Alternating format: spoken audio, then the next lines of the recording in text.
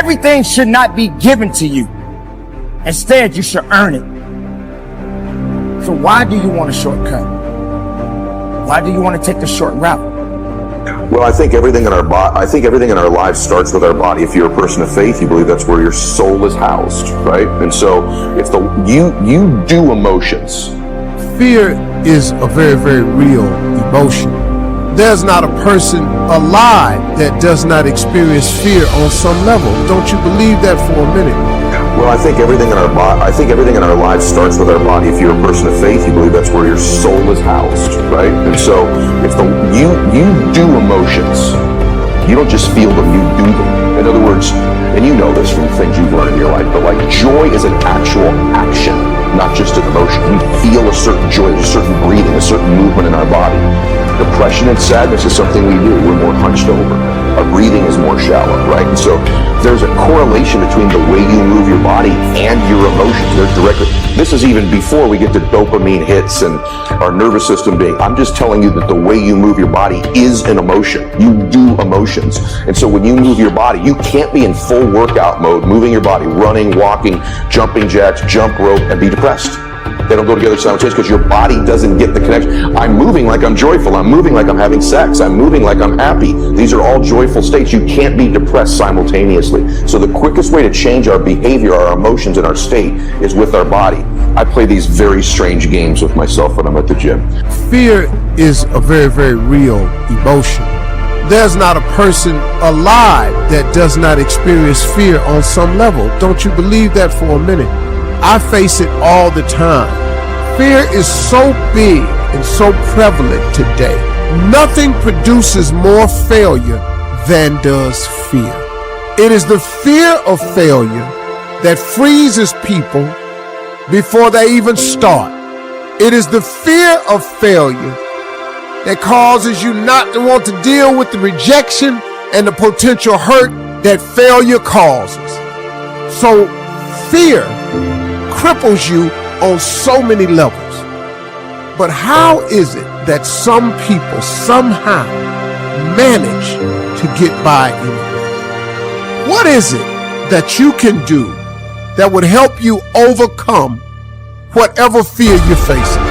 Well, here's what I was taught, and this has helped me in my life, my career, my family, my jobs, my ambition, everything. You overcome fear with your dreams. I want y'all to listen to me closely. You overcome fear with your dreams. Steve, how my dreams gonna make me overcome my fear? Because I want you to listen to me. Because the dream is everything. When I'm working out, I always do one extra rep, one extra set, because it's a promise I kept to myself. And here's the biggest thing. It's a pattern. It's a pattern I keep of me. I always do a little extra. I always go the extra inch. And the quickest and easiest place to do it is the gym. Because I can always grab one more weight, one more set. And here's what it does. It shifts your identity. The dream is everything. See, if you have no dreams and visions, you will perish. You will die in fear. You will die sitting somewhere in fear without dreams and visions. Dreams are the counterpoint to all fear. I want you to dream so big. I want you to want something so incredible. I want you to dream of having something that's so spectacular that if it doesn't happen, you would be miserable. Man, if I don't make this dream come true, I'm going to be miserable. I want you to dream so big that not reaching your dreams is unacceptable. You cannot live in this world without the dream and the vision. You can live in this world without your mother, your father, your brother. You can live in this world without a wife, a husband. You can live in this world without a lot of things. But what you cannot live in this world without is dreams and visions. You will perish without those things. You have to dream of something and want something. That's what keeps pushing you forward. So identity is the governor on our lives. It's the invisible force that no one understands. And once they do understand and get a hold of it, their life can change. And so not only if you don't get a hold of this, will these outward conditions of your life keep being exactly the same? but you could behave differently. You could do all the work now. You could be thinking great thoughts, but you are going to get out of your life. You're going to be the most powerful force in the world, I think, is to be consistent with the concepts, ideas, worth that you hold for yourself. You will get that out of your life, what you will tolerate. She pleaded with him, please, don't kick my baby out. Let him stay in school. And I'll never forget, the principal went to my file and he showed my mom my academic, middle school, high school. He said, you want school for your son. He don't want school. He's been kicked out on several occasions. His grades, he don't want to be here. You want him to be here. And I'll never forget, you guys are athletes, so you know that walk you take? The walk you take from here to the field. I took a walk at 16. I took a walk with my mom, and we walked down the long hall of Detroit Henry Ford, and my mother didn't say a word to me. Oh, you know when, now I don't know about where y'all come from, but where I come from, when your mama gets so mad she can't talk, you've gone too far. And I remember we walked out and we opened the door and my mom went to her car. And I remember my mom shed a tear. And my mom said, I ain't raised you like this. I don't know what happened to you. I didn't raise you like this. But you know what happened? I was hanging with people and I was making their decisions, not thinking about my mama and how it would hurt my mama. Everything should not be given to you. Instead, you should earn it. So why do you want a shortcut? Why do you want to take a short route?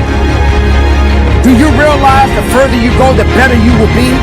Do you realize when you put the work in and you do things a little bit different than others that you become greater? That you see something more unique about you? Why can't you understand that putting forth the effort and just working a little bit harder and going a little bit further than you've ever done may be the best thing for you? When you're driving your car down the road and you're so used to going down that path, that same route that you take day in and day out, and all of a sudden there's a sign up says road is closed. So to be honest with you, the only reason I got a PhD is because when I got that GED and finally graduated from college the first time, I was 30 years old. And my mom drove all the way from Michigan. All those friends that I used to do stuff with. I'm going somewhere. I want to make sure we get this because there's some decisions that need to be made. The coaches are telling you what to do. You got a phenomenal coaching staff. Like, they're going to be telling you, professors, parents, but you got to make the decision. Coach going to give you the best scheme. But the teams that win are the teams that get on one accord with each other, one accord with the staff, one accord with your parents, one accord with the values. Listen to me. I'm trying to tell you guys, you think to be a champion means you run faster, you got more skills. No. The champions have more value. I'm telling you what I've seen. I'm telling you, Kobe just had more values. Kobe just wanted it more than everybody else wanted. Kobe was relentless. Kobe had a value of relentless. He didn't just know the word relentless. He was relentless. It was in his DNA. But you haven't given yourself the time to know your neighborhood. You haven't given yourself the time to know there has to be another way to get to my destination. But all your life, you just stayed on that one road. That's all you knew. Not realizing that there are other roads out there just waiting for you. You got to get uncomfortable. You got to understand that maybe I got to go the further distance this time. Maybe I shouldn't take that short road. Maybe I should take a different road. And even if that road is open, why not try to explore other horizons? Because maybe those horizons may make you better. May give you the ability to focus that there's something else waiting for you. So what is too far?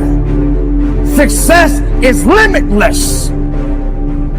You should be willing to go further than you've ever done in your life.